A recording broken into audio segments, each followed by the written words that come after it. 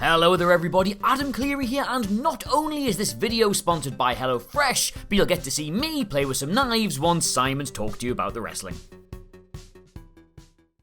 Okay, so straight away you are like, Simon, what is going on? Why do you look weird? And why do you sound so weird? Well, somebody may have been told at the last minute they have to move house. And somebody may be right about now in the middle of a move. And somebody may have half of his belongings in one property and half of his belongings in another. That person was Mr. Magoo that lives down the road, and I felt so sorry for him, I gave him all my video stuff. Of course, that is a lie, and I'm sure you can work it out, but here's the thing. Life may throw curveballs at you, but you must never stop, which does tie into professional wrestling, especially when you have one of those gimmicks. Because there are a few WWE wrestlers right now that should probably revert to what they were doing back in the day, because what they are doing right now may have run its course. So hello, I am Simon for What Culture. Please hit that subscribe button. This is 10 WWE superstars who should probably go back to their old gimmick. Number 10, Brutish Edge, back to rated R Edge. Now, as I say these words, we are not 100% sure what Edge is going to get up to. I mean, he came back at SummerSlam, and he was basically an amalgamation of both of these personas. Like, he came out to the Brood music, and it was all spooky-wooky, but he also looked a little bit like he was a rated R superstar. Now, I think this is kind of cool because it is nostalgia rolled into one, and that always makes you feel warm and fuzzy in your tum-tum.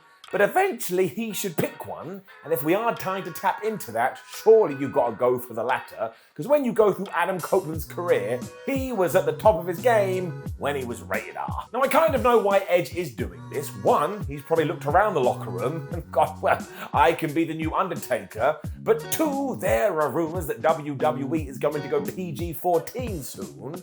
So if he has got this dark edge to him, well, he can probably get away with a lot. Either way though, people want to love Edge, so just do whatever you have to do so you are beloved, and he is in the Hall of Fame for a reason. Number 9, the Drip King Seth Rollins, back to the architect. Now here's what I think we should do. You can do whatever you want with Seth Rollins, because he's so damn talented, he will make it work. And while I do think he is a delicious bad guy, I regret saying he's delicious, he is just the best babyface. And now we have moved away from 2019, you know what I'm talking about. Let's give him another go. I mean, do you remember at WrestleMania when he came out in the first match to defeat Brock Lesnar to become the world champion? Everybody lost their minds, especially Seth. He has told us in interviews that he was so ramped up, he almost knocked himself out because he had too much adrenaline. He also never has a bad match because he is a brilliant professional wrestler, so after a while you're just gonna go, I want to cheer him because he's making my life better. And there's nothing wrong with his stuff he's doing now, but again, everything has a shelf life. So let's go back to what worked before. Number 8, DOUDROP, back to Piper Niven. I mean, do we even need to get into this one? I mean, a name is just a name because a name is a name.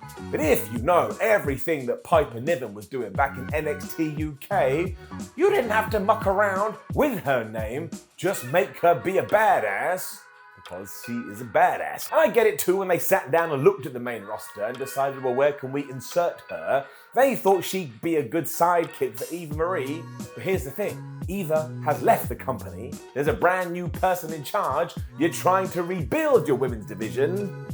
You can see what I'm doing here. I'd be happy if her and Nikki A.S.H teamed up properly, but Nikki A.S.H went back to being Nikki Cross because I tell you, you don't think they'd be a good pairing, but you absolutely are. Which brings us to number 7, Nikki A.S.H back to Nikki Cross. I mean, literally everything I just said. I respect the fact that Nikki Cross went to Vince McMahon and was all like, hi, I have this idea for a character which is going to be almost a superhero, and that's going to inspire kids.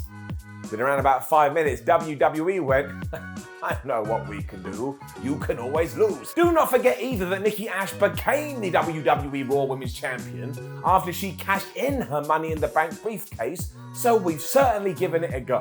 But if you have reached here, and now you find yourself here, well, it stands to reason you should probably change it up. Also, she too is really good in the ring, and she hasn't been able to show this for ages. Stop it. Number 6, Butch, back to Pete Dunne. Now, I've said it before and I will say it again.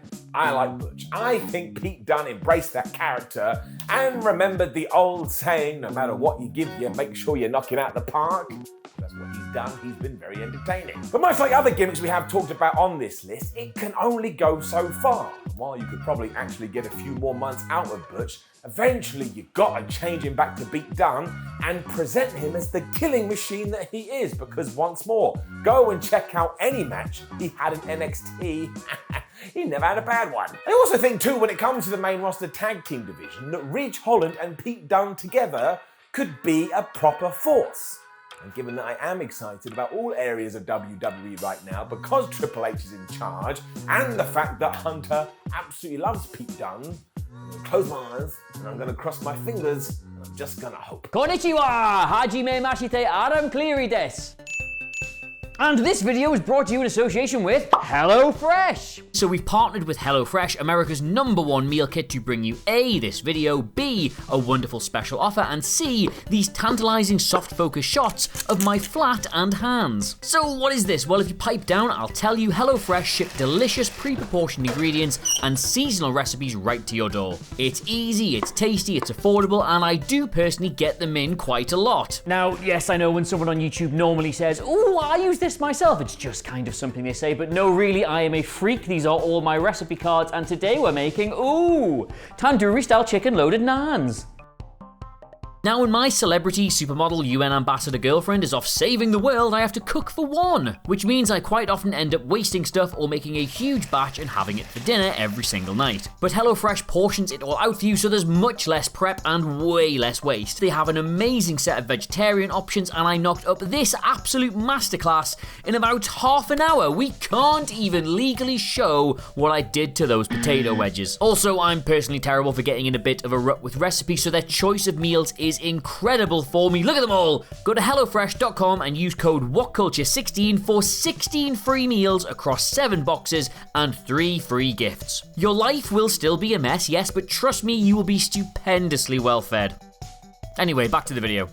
Number 5, Ciampa, back to Psycho Killer Ciampa. Now, if you have been watching his promos that he has been cutting on social media, I actually think WWE is doing this. Hot damn, I'm excited. If you remember all the work he did back on NXT when he was the champion, Ciampa came across like he had a screw loose. To the point I'd be sat on my sofa and I'd be feeling like all wibbly wobbly in case Tommaso came out of the screen, started slapping me around the face. I don't even care that he's teamed with The Miz. I actually think they work well together. But if eventually Ciampa turns on him and just goes all insane like he has done in the past, not only do I think he will engage with the audience better, but maybe, just maybe, depending what happens over the weeks, the days, the months, the years, he could become WWE champion. I know, it wouldn't have happened under Vince McMahon, but we are sailing through new waters, my friends. So make your big predictions and make them loud. Number 4, Happy Corbin back to Baron Corbin. Or Sad Corbin. That's what I really want. I still think Sad Corbin was one of the best gimmicks of the last 10 years. But do not forget that Baron is massive. Like, if you've ever met him, it's like, holy crap, he just goes up and he too can come across like he has a screw loose. I think it's time to bring that back. I mean, even if he did go back to his lone wolf days with NXT, I would be so happy, because I never really felt like that was given a proper chance on the main roster, and once again, when he was doing that, he was so damn intimidating. I mean, it really doesn't matter because he will make everything entertaining. There is a serious side to Corbin that we could tap into, and just to repeat myself once again, he could climb the ladder and he could become WWE champion, and I'd watch it and I would go, fair play, my friend.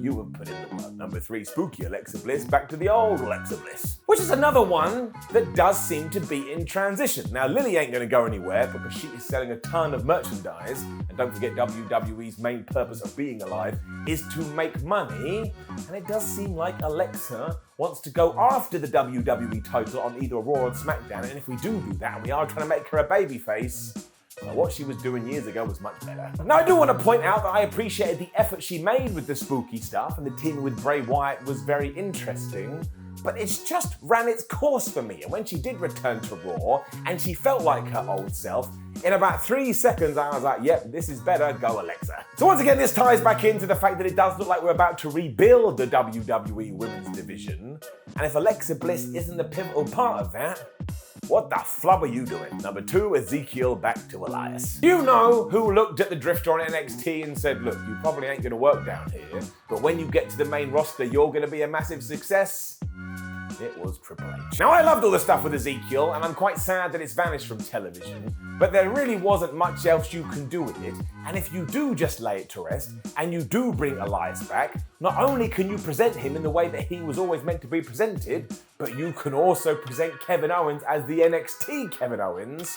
Oh my word, I just felt my stomach go, because I'm excited. But just to draw a line under it, there is obviously a position on any wrestling card for somebody to come out in the middle of the show and just get a ton of heat. And no matter what you want to say about Ezekiel's brother, he was doing that for days. Do it again. Number 1, the Judgment Day, back to whatever the Judgment Day was. Now, I still like these guys, but what they were doing before they beat up Edge just feels better than what they're doing now. Mostly because if somebody walked in here and said, Simon, explain Judgment Day to me, I gotta go. But look who we have here. We have Finn Balor, who is an absolute all-timer. We have Rhea Ripley, who has more potential than anyone. And we have Damian Priest, who absolutely knows what he's doing. And even if we do add Dominic Mysterio to that group, well, he's a name, and once again, he is learning the ropes, and I have wanted more groups in WWE for ages, and it's right there. Do something. Now, they have lost a lot recently, but it does kind of feel like they've been tweaked just enough so that they are heading in a good direction.